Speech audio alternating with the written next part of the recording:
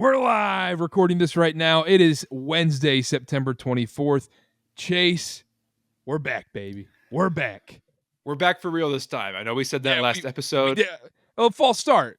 5-yard penalty, play first down. Yeah, but we got a heck of a quarterback, and first and 15 doesn't scare us. So we're ready to go. No. First and 4 verts every play. That's how we do it every podcast. Yeah, rip the seam. Yeah, exactly. No big deal. But anyhow, we are actually back now.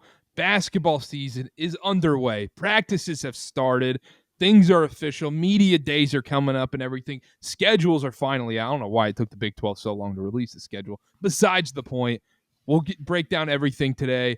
Anything, before we get into the schedule release, anything you want to bring up on the pod, Chase, before we dive into things? Football's doing well, and I think they have a real shot to win the Big 12, but we'll keep this to basketball. But I think I was close with football. Yeah, I just want to say that I was wrong for people who heard me in the last pod. We did a little bit of a football spot, and I want to just quickly backpedal because I think they're actually really good, Carter. People are going to ask me to backpedal. Let's just say I pointed out it could have been a reverse jinx. It could have been how I feel. Just putting that out there, It's true. Now. Yeah. We'll get more to it, but we'll close. Always a great time to be a Cougar fan. Let's dive into the schedule real quick. BYU finally has a full schedule. We get all the games and everything. Initial thoughts. What jumps out to you to this conference schedule? If you're watching on the YouTube right now, I'll share it on the screen.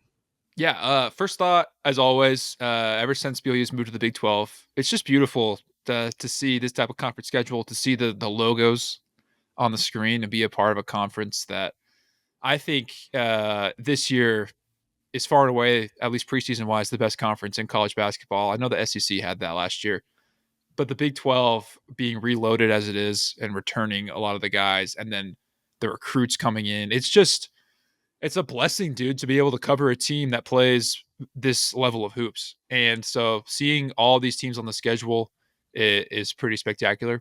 And then, of course, you got to look at all these amazing games that BYU has. Biggest weekend, I'm thinking, that January 24th, 26th, playing Utah and Arizona, just a couple of days apart, which is pretty quick for a conference schedule. Obviously, BYU being a part of Big Monday. Bryce James in the Marriott Center. Does LeBron show up? Probably not. He hates Utah. But first thoughts, amazing schedule. And as always, Big 12 hoops is going to be crazy. My first thought was, one, tweeted this out. It's ridiculous we didn't get home and home with Kansas. We needed to see AJ versus Darren Peterson at least twice. I mean, we might get it in the Big 12 tournament or maybe eventually in the NCAA tournament, but it deserved to be played at Allen Fieldhouse and the Marriott Center. That part stinks. The other thing that jumps out to me, Chase, is we're going to find out what this team is all about. Non-con can be misleading sometimes and whatnot. We are really going to find out what this team is all about starting January 17th going through February 10th. I mean, that is a gauntlet right there. You got at Texas Tech, home Utah, home Arizona, at Kansas, a get-right game with at Oklahoma State, even though I think they might be a little bit better this year, home Houston, and then at Baylor. I mean, that is a gauntlet right there. And you look at that stretch and you go, that's the season right there. That's it. That's going to be the point of the season where we find out, okay, is BYU competing for a 1 seed in the NCAA tournament, or are they, kind of a frisky 4-5 seed? Yeah, you're absolutely right. That stretch of about, a month to 3 weeks to a month is going to be huge for BYU basketball and really see what they're made of. It's, these Big 12 schedules, man, are no joke for every team in the conference. And to line up a bunch of legitimate juggernauts like that in a row, it's pretty tough. And not to mention the travel in between there, right? You have the back-to-back away games at Kansas, at Oklahoma State. I think BYU recently has been heading back home, especially for the Kansas stuff, because it's pretty quick little charter flight over. But still, playing back-to-back road games, only do it twice, all season, or at least all of this conference schedule. But doing that in the middle, sandwiched in between is Arizona and Houston. And then you got to go to Waco, Texas, and try and take on Drew Scott and whatever he's reloaded back up there at Baylor. It's crazy, and it'll absolutely show us what they're made of. And I think it's a schedule for this team, right, that is really highlighting just how good they can be, but also is a part where it's like you know, who knows if you go in that stretch, if you go 500, you're probably fine, but you don't feel amazing because this team's so good. You're expecting so much. But it's a legitimate challenge for anyone in the Big 12, not just BYU. And it'll be interesting to see how they play. Yeah, I'm curious to see those. I'm very curious to see that stretch. But the nice part is, once again, when you're in the Big 12, we all know this. It's a great conference, and there's one or two slip up games where you're like, crap, this is a quad 3. This could be very bad. But the nice part is BYU has set themselves up for a decent non-conference to where the NCAA truly does reward you now if you have a tougher schedule. And that's how it should be. That makes all the sense in the world. And there's not a lot of like games where it's like, okay, this could be disastrous for BYU when it comes to like making or missing the NCAA tournament. And it's just all for the seeding stuff with all that. But yeah, that stretch I think determines, and also Big 12 seeding, like that. The top of the conference is all right there, outside of maybe Iowa State and Texas. And well, Texas Tech is right there too. So, yeah, man, we're gonna find out a lot about that team in that stretch. But the interesting part is we talked about that last year though, where we're like, oh, we're gonna find out in this stretch in February what this BYU team's all about. They got to play Kansas and they got to play at Arizona. That's when BYU found out who they were. Yeah, at Iowa State, they want, and it's like ripping off quad 1A games after another in these tough stadiums, and we really were like, okay, these guys are legit. And heading into the NCAA tournament, it was different than other teams.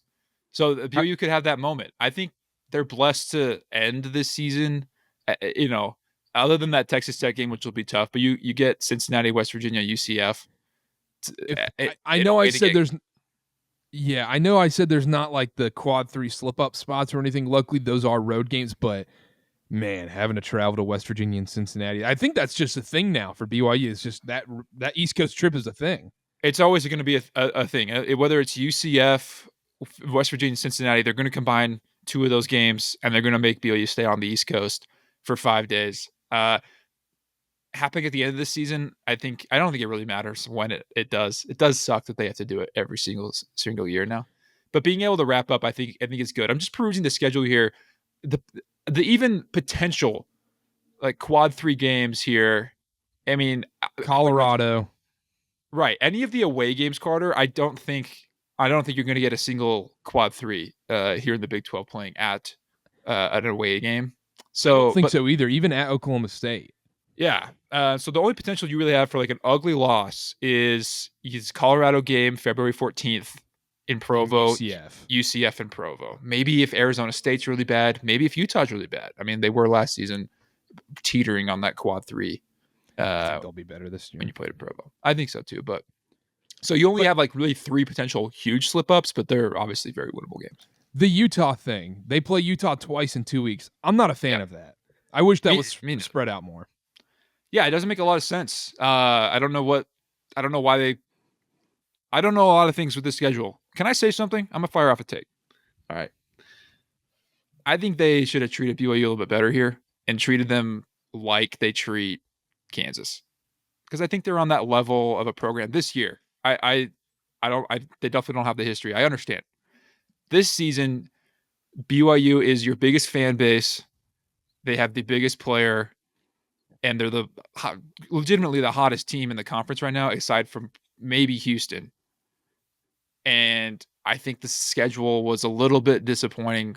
It doesn't make a whole lot of sense. I don't know the logistics behind it, but putting the rivalry games so close together, not giving a home and home with the other biggest team in the conference. Even like Houston, you decided not to double up. Like, I'm okay with that. I mean, I'm okay with that too. But in Iowa State, like you're arguably, the 4 best teams in the conference here. You only have them play once, which scheduling wise, wins wise, yeah, it's probably a good thing for BYU to only face those Cats once. But from just a standpoint of like TV, ticket sales, all these things, they'd be 1A matchups that people would be tuning in for. So it doesn't make a whole lot of sense. I thought BYU should have been treated a little bit better. I think that this is, of all seasons, they're kind of right there at the top with Kansas and the rest of these big name programs. Yeah, I think Texas Tech is fine though. You get the home and away against Texas Tech. They're going to be a very good team this year. They are. My thing is, I'm just upset we don't get the home and home with Kansas. That would have been awesome. And yeah, to your point, Brett Yormark, all about the numbers, all about viewership, all about the TV ratings. It doesn't get bigger than the number 1 versus number 2 pick potentially playing 2 games back to back, especially if that one on January 31st is a classic, and then you say you get to repeat that, a few weeks later. That becomes, that becomes one of the biggest games in college basketball. That is going to be the premier game that day on college basketball, because if you look at the January 31st slate, that's really the only game that you go, okay, this is the game you got to tune into. This is the game where every media member, every game day show, all this stuff, they're all going to be in Lawrence, Kansas for BYU, Kansas. Yeah. So that might have sounded a little pretentious what I said earlier, but I do believe it. I'm on a high with this team and with the roster they have, the coaches and everything. So it sucks because that would be classic. And both incredible environments. Either way, it's going to be an awesome season. And this conference schedule, man, it's beautiful to watch. You only get 2 back-to-backs at home, obviously Utah, Arizona, and then later Iowa State, UCF, that Saturday, Tuesday slate. Mm-hmm. And Marriott Center is going to be popping. Every game's going to be sold out. Season tickets have been long gone. Didn't last like 2 hours. They're going to be crazy this year. It's going to be crazy. We were right before we hit the record button. We're looking at like, what are Kansas BYU tickets looking like? You check SeatGeek, you open it up, and you see, almost $1,300. All right, yeah, and that checks. And closer to tip off, they're still going to be like $700-800. It's going to be absolutely insane. But man, we got to get there, Chase. We got to get to Lawrence. We got to get to Lawrence. I was praying like both teams stay healthy and have good seasons, and that could be the biggest BYU matchup of all time. I'm sneaky a little down on Kansas this year, but I'm in the middle of all my college basketball prep right now, and so it's I'm sneaky down on Kansas. I'm all the way up on them. I think losing Dickinson and Harris and all those cats are big for Bill Self. I think he's getting to completely rebuild. 100% agree with that. I just don't think they're on that national title level this season. It's fair. So, anyhow, even though I think there's a lot of teams in the national title conversation this year, there's a lot of good teams in college basketball that I'm very excited about. But anything else with the Big 12 schedule? I have some other scheduling notes, but it's not necessarily fully about the Big 12. No, other than it's awesome. Can't wait. One thing is, if you're looking on the YouTube right now and you see the graphic, the one that BYU basketball posted, Arizona's logo, I thought it was Akron at first when I glanced at it. I was like, Akron? They get an invite. Mark's letting anyone in. Other scheduling notes I had real quick. This includes non-conference stuff. This is more actually non-conference stuff, but including preseason, BYU will be playing games on ESPN, ESPN Plus, Big Ten Plus, Peacock /NBC, TNT, True TV, CBS, and Fox. So if you're a penny pincher out there and you're like, I don't want to pay for all these streaming services, good luck, because you're going to have to subscribe to 400 different things this season. And that's just the unfortunate circumstance as a sports fan now. Yeah, I mean, the Big 12 is really trying to do this whole expanding the brand and putting them on programs that have never aired, that particular sport in their lives. It pisses me off because eventually we're just going to get to a point where these games are just on YouTube for free. I mean, that'd be pretty sweet. I mean, I'll take that. But anyhow, and then the other thing I had was, I know we've talked about it before, but the whole the Delta Center thing and whatever, playing a bunch of games at the Delta Center, it does suck if you're a student at BYU this year and you're like, oh man, I'm excited about basketball season, get to a bunch of games at the Marriott Center, and you're a kid that goes home for the holidays. You only get to see 4 games at home in the non-con. Yeah. You traded him for some pretty sweet neutral site games. Worth it. And you got a pretty sweet team and you're in a conference and the Big 12 is going to be sick, but it does stink there's only just the Marriott Center games are just not super exciting. They're not. In the non-con, they're absolutely not. They'll still show out though. And it'll be a big deal. Other nugget I had, BYU from the start of the preseason when they play Lincoln up to the Clemson game, so about a month and a half-ish, they'll travel almost 15,000 miles in that stretch. Jeez. That's got to be a record for them. I mean, I don't know how we'd ever do that sort of research. I think I could go out on a limb and confidently say that's the most they've traveled in non-conference ever. I would most definitely hope so. But yeah almost 15,000 miles. Yeah. Wow. Okay, great for us on the East Coast. I love it. Anything else before we move on? No, other than it needs to start, Carter. I'm ready for it. Yeah, it does. Yeah, it does. It's closer than you think, though. All of a sudden, you got great college football weekends coming up, and then all of a sudden, it's going to be BYU Utah week, and then we're doing a preseason preview about Nebraska BYU.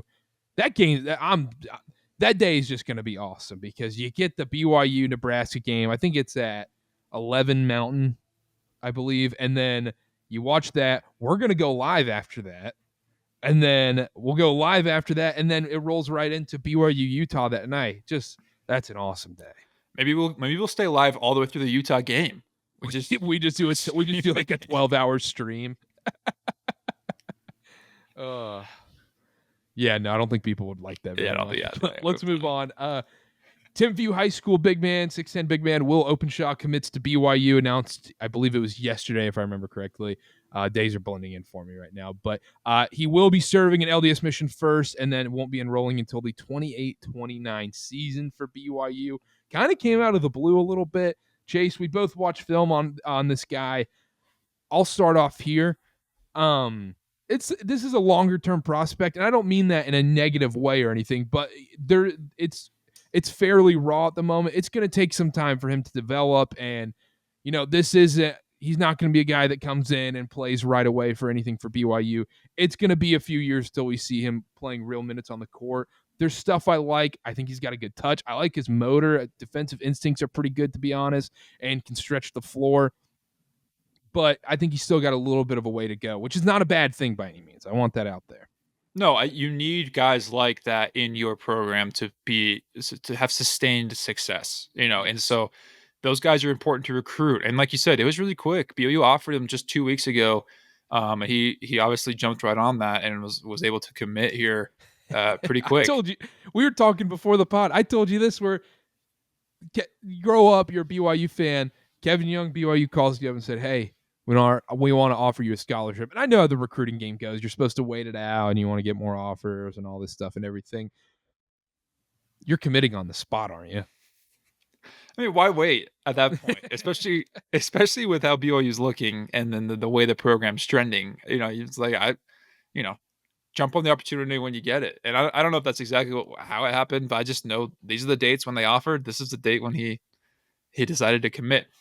But I'm excited to have him. He's a very big, long body. He's a true 6'10".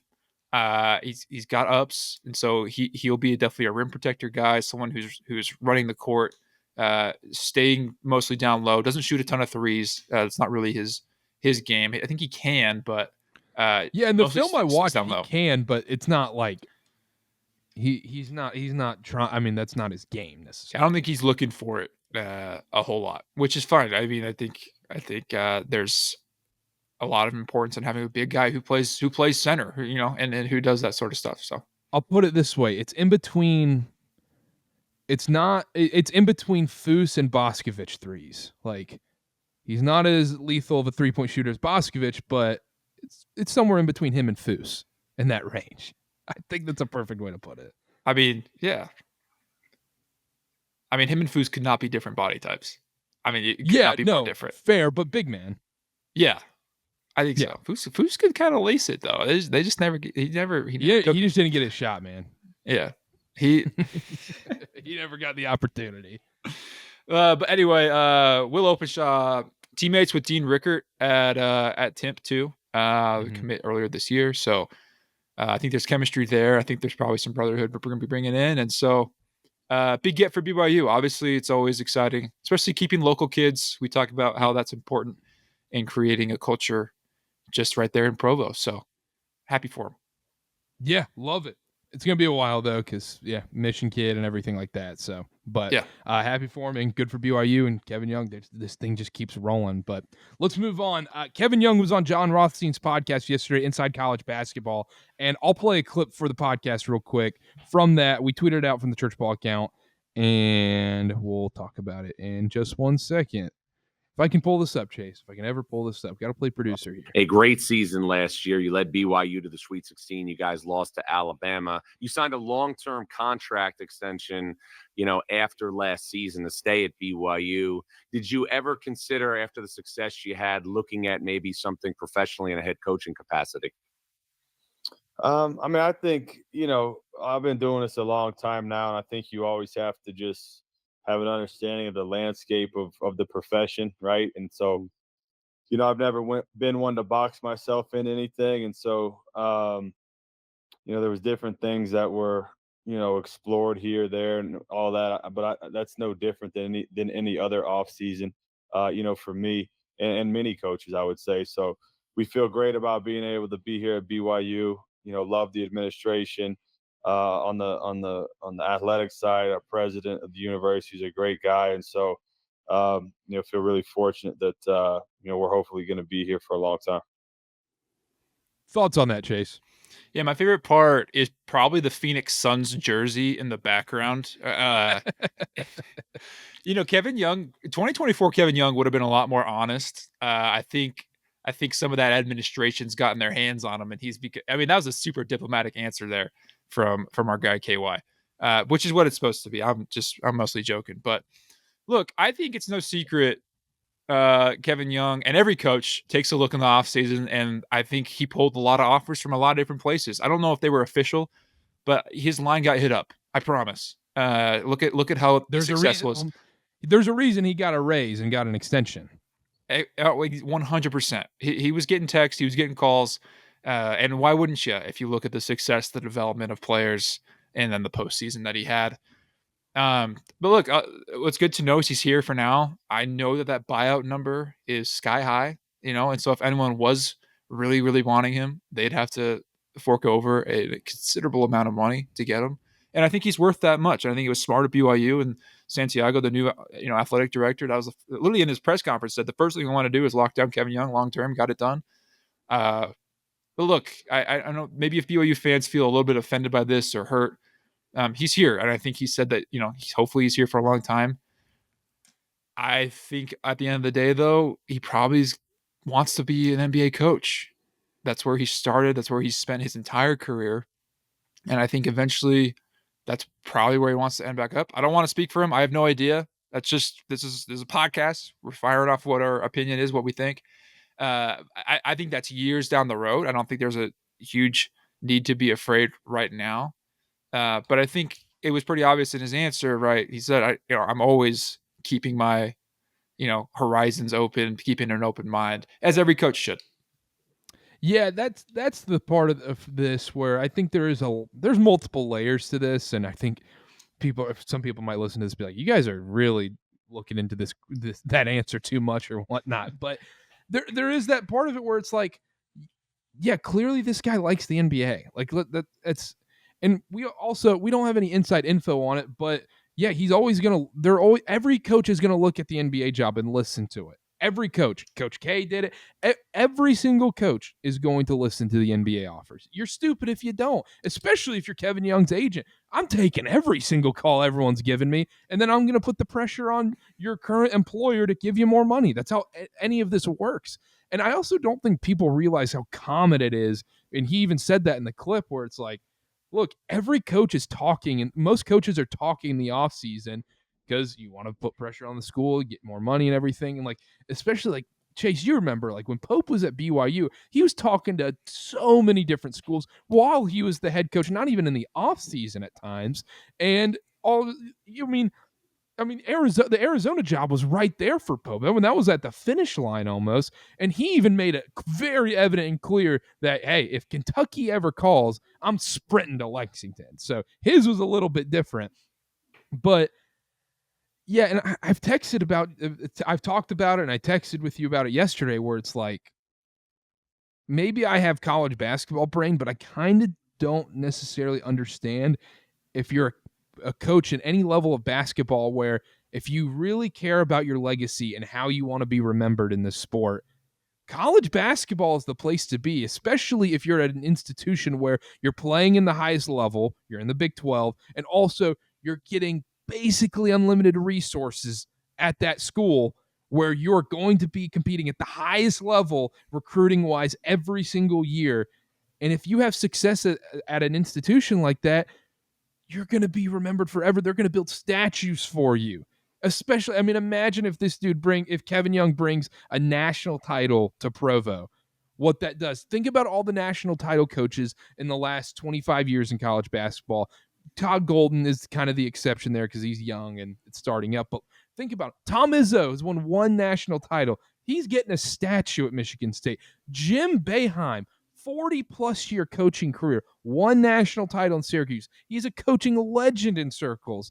You just got to, if you get one of those and have that success, you'll be remembered forever. You'll have job security for life, especially at BYU if you bring a national title there. On top of that, if you go to the NBA, let's say you go and you win the finals. 2 years later, all of a sudden, you're looking for another job. Look at Mike Malone right now. Mike Malone wins a title a couple years ago, doesn't have a job now. He's doing TV already. In 2 years, Mike Malone's going to be a trivia question of who was the head coach of the Nuggets title team. There's no job security in the NBA. College basketball, if you want to be remembered and you care about your legacy, college basketball is where you want to be honest, if you're a coach. Yeah, I think it's very well said, Carter. I 100% agree with you. Like I said, we're probably reading into it too much. I think Rothstein really wanted to get a clip out of that, and obviously he did. Sure. But remember when Dan Hurley won 2 national titles and then he was the Lakers coach for 3 days, and it was like, oh my gosh, he's going to it's like, he's not going to the Lakers. He's just using leverage and he's getting a bigger contract. That's just how these things work. I think the prime example of this is Billy Donovan. You look at Billy Donovan, Florida head coach, won back-to-back national titles. He's been in the NBA now for almost over a decade with the Thunder and the Bulls. He took that Thunder team to a conference finals. But when you think of Billy Donovan, do you think of him as an NBA head coach, or do you think of him as a college basketball and the Florida head coach? You're always going to remember him as the Florida head coach, to be honest. I'm never going to remember Billy Donovan's tenure really as much in the NBA compared to his time at Florida.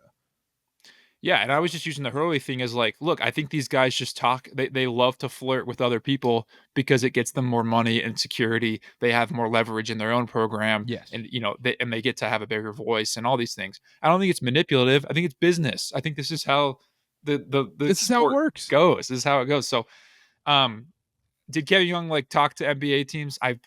I'm 99% sure. Was it ever super serious? I don't think so. I mean, he spent 1 year at BYU. So I think he's still here. I think he's obviously gearing up for a really exciting and big season. I think college is like you said, it's where you really truly build a legacy. You get remembered. You become kind of a hometown hero, cult classic, if you want to call it, whatever it is. I think it just depends on the guy, man. What do you want out of your career? What are your dreams and aspirations? If his is to be an NBA coach and win the NBA finals, I think he'll have a chance to do that down the road. If he's comfortable where he's at and he's enjoying the success and he wants to truly build something incredible at BYU, he's also set up for that. So he's in a great position, man. And the question was whatever. I think it's kind of lame to ask in September, but whatever. I'm not going to bag on Rothstein for doing his job. But it's just why does it need to be brought up at this point in time? Rothstein clearly had info on that though. Yeah. But sure. He doesn't bring it up unless, I get what you're saying there too. I just this is the most anticipated BYU season of all time. You're talking about, did you ever consider leaving? It's like, okay, let's talk about what's coming up, and now he's got us here talking about it. We sleep in May, Rothstein. Come on. Yeah. Sleep in May. More like June, it feels like, with transfer portal stuff, but, the NBA stuff too, especially in the player empowerment era, there's no legacy head coaches anymore besides guys who did it kind of before the era really began. It's Steve Kerr and Eric Spoelstra. Popovich. But Popovich is, he's no longer coaching anymore. It's like you look at all the other 28 coaches in the league, they're they could be all gone in a year. You have to win if to really be remembered and like have like you have to win multiple. All these guys Yes. I'm talking about, like one, like name. I mean, talk about the one-off guys. Ty Lue. You're not like Even like good Missoula. coach. Missoula, it's super early, so it's hard to be like what legacy he's creating. But yeah, like you did it once, that's awesome. You had an amazing team, but like what else are you gonna do? If you want it again, then we're talking. Now, the other caveat to that too is if you are a coach that won it with almost it where it kind of feels like a Cinderella type thing, like say if the Pacers would have won it this year with Rick Carlisle, like Carlisle's team in 2011 with the Mavs, like that'll be remembered forever and everything like that. Don't get me wrong, but I mean, you don't think of Carlisle, you think of Dirk. You think of them upsetting LeBron in that 3P or in that the big 3 Heat team, like yeah. That's what I'm saying. But like if you love like the Mark NBA, Daigneault is a great coach. I don't think if this is the only thing OKC does, he'll be at like a. I don't want to be rude. It'll be a trivia question. Exactly. You'll be at bar trivia in 10 years from now, and you're going to go, who was the head coach of the Nuggets title team? And you're going to be like, I think it was like Mike. No, it's like Kevin Malone. Mark Malone. No, like that's genuinely what it's going to be unless you win multiple titles. But I think you also have to do that. I feel like you have to do that with the same franchise almost. Yeah, I think you do. How many coaches have won it with multiple different franchises? Phil Jackson. This is going to look embarrassing. It's a trivia question. Right That's going to look embarrassing for us on the podcast. I mean, I don't even know. I have to sit there and think about it for a second. Did Pat Riley? Yeah. Yes, because he's coaching those Lakers. And then, did he ever win one after he left? What do you mean, with the Heat in 2006? True. You're right. Yeah. All right, we got there. All right. Pat, two of the biggest names in coaching of all time. Pat Riley, Phil Jackson. That's all it is. Kevin Young. Kevin and KY. I love it. Real quick before we get out of here, BYU plays Colorado this week. BYU's 3-0. Just dominant wins. I mean, not great opponents by any means also, but still big wins. Defense looks great. BYU's a 6.5-point favorite on the road against Colorado and Deion Sanders. We all remember the Alamo Bowl from last year. I love BYU this weekend. I love BYU, Carter. Yeah, I think BYU, they've proven they're just as good as last year. Or they're on the same level at least. We need to see them play some conference games. Colorado's worse than they were last season. I mean, they don't have Heisman winner. They don't have Shedeur Sanders, who's now in the NFL on the Browns bench. But Caden Salter's not as good as Shedeur Sanders. So 6.5 seems a little disrespectful, if I'm being completely honest. I think book odds game. Makers. It's a road game, but I think, yeah, I guess it gives you 3 points. But I think people are still nervous about Bear. I think they're nervous about a 19-year-old starting quarterback, and they're still exactly trying to figure it out, which is fair because I think we're also at that point. But through 3 games, man, I don't know if you could have asked for. I know the opponents. I don't care. You really couldn't have asked for a better 3 games from the kid. It's been awesome. 100% agree. 100% agree. Also, if you watch the Colorado-Georgia Tech game, this is the exact game plan BYU is going to have going into this game. Because if you watch that game, Georgia Tech just committed the dumbest turnovers in that game. I think they had 4 turnovers in that game, if I remember correctly. Georgia Tech was by far and away the better team in that game. And the nightmare scenario for Colorado is having to play against a team that wants to ground and pound, dominate the ball, time of possession, and has a good defense. That's literally what BYU's game plan is going into this game. And I don't think a bad comp for Bear Bachmeier is Haynes King on Georgia Tech. I think it's a very similar style offense they want to play. Yeah, I think Georgia Tech has a little more QB design stuff in there. Yes. They get real creative with some of their runs game. And BYU more does it, I think, because they have LJ Martin in the backfield, they have a really more professional style of inside zone. We're just going to ground and pound kind of thing. But you're absolutely right. And they both threats on their legs, and it's going to be a lot of ground game for BYU against this, Colorado front line. And then defensively, man, they're going to absolutely attack Caden Salter the entire game, and I think they're just going to let the DBs take care of the wide receivers. I mean, I don't want to bag on Colorado, but they don't have any receivers that are super scary, in one-on-one situations like they did with Hunter last season. And so you're going to see Salter running around a ton, making errant throws. It's going to be, I think BYU wins by 20 plus. Whoa. Knock on wood. I don't want to jinx it, but I don't think it's going to be particularly close. They're going to get, BYU fans are going to get so mad at us. I agree. We see it how we see it, man. I'm calling. Nobody says it like I see it more than me. I'm just sitting here on a BYU show saying I think Utah's going to win the Big 12. I'm calling it like I see it. I watched too much of these games. I spend too much of my time watching this crap. I feel like I have a good idea what's going to happen in this game. Also, people. Go ahead. I was going to change the subject. Keep going. Well, I think the people want to hear your Utah thoughts real quick. Oh, okay. All right. Well, that would have bit a much smoother transition if I would have just kept talking.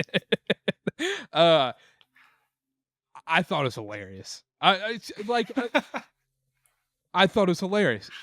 The parade of Big Noon and all this stuff, the Barstool shows and everything, and and then to see that happen, I just thought it was funny. I thought it was funny. So would you say, was it a reverse jinx, Carter? You can be honest now. Was it a reverse jinx? It genuinely was not a reverse jinx. I really did believe in Devin Dampier. You know how much football I watch. I'm sitting here watching New Mexico games. You'll never forget the infamous New Mexico-Arizona game shootout week 1 of last season. I'm like, this Devin Dampier kid's awesome. And Utah, there is just something going on with that program right now. Just nothing seems to click. There is no flow to what they do there on that football team. Even in the games, the previous games, to start the season, just nothing clicked right. It was just, ugh. Yeah, it's I don't understand because Dampier is a very talented quarterback, and I know people are ragging on him after the Texas Tech game and everything. I really think that's more coaching, to be honest. I think it was play design and play calls, and maybe lack of weapons going against a good Texas Tech defense. But yeah, they look like Dampier wasn't great. He missed some throws for sure, but I don't blame it on him. As funny as it was to watch, it also was shocking because I was with you. I thought especially at home, I didn't really give Tech much of a chance. But something's going on. You're right, and I think there's one common denominator here, and I think Utah fans are figuring it out, and they're ready to see a certain person, head off into the pasture and hand over the reins. Is it weird for me to say that I almost think them losing that game the way it happened on Big Noon kickoff and everything puts even more energy and more juice to the BYU Utah game on October 18th? Because I really think Kyle Whittingham's not coaching this season if he wins that game in Salt Lake last season.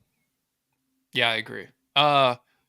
It's not gonna have more juice than if they were both undefeated, because that would be crazy. I mean, that would be. But I think this puts a unreal lot of pressure on Whittingham, because Whittingham wants to get that one last one on BYU before he retires. Yeah, he's gonna. Yeah, he's gonna. They might skip the game before just to extra prep for this one. He wants it so bad. So yeah, I cannot wait. That's going to be an awesome game. I cannot wait for that. But we get to see BYU play a Big 12 game. Very excited about that. Anything else before we go? We should mention, and we probably should have done this earlier. At this point, everyone kind of knows about Chamberlain Burgess, but we're a BYU basketball podcast, so we should probably we don't need to say much other than it looks like he's at Snow College this season. It's obviously an unfortunate situation. We don't know details, and we have no inside info. But that is the facts that he's at Snow College this season, and not going to be with BYU, at least for this year. Other than that, who knows? But just so everyone is aware, and we get all the news down pat.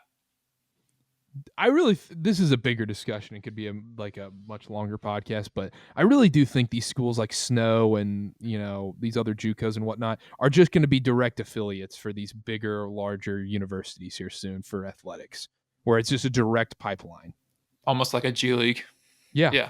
For these bigger schools. I have somewhat of a farm system. Yeah. I mean, it's in a lot of ways they kind of are, and I don't know if that conversation was like, hey, look, man, like the BYU legitimately just doesn't have a scholarship spot.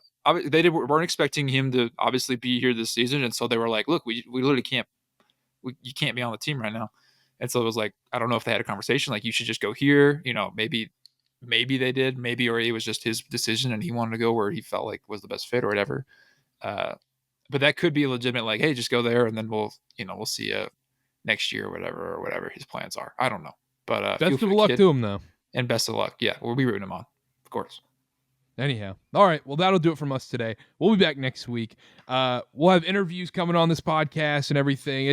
We're rocking and rolling now, Chase. We're getting into nitty gritty. I can't wait for our season predictions pod because we're gonna take a big freaking victory. Yeah, that's a big victory lap from last year. I'm gonna have the clips queued up from when we're sitting in the back corner of the media room at the Marriott Center, being like, I think this team goes to the second weekend of the tournament. We're like, I think so. Like, this is legit. After a blue and white scrimmage, it was 30 minutes of yay or Devin, and we're like, I think I've seen the future. I think we know what's going to happen. But I will say, when we were watching that game, like, you and I just both looked at each other during that whole scrimmage and go, oh, this is 100% different than normal BYU basketball.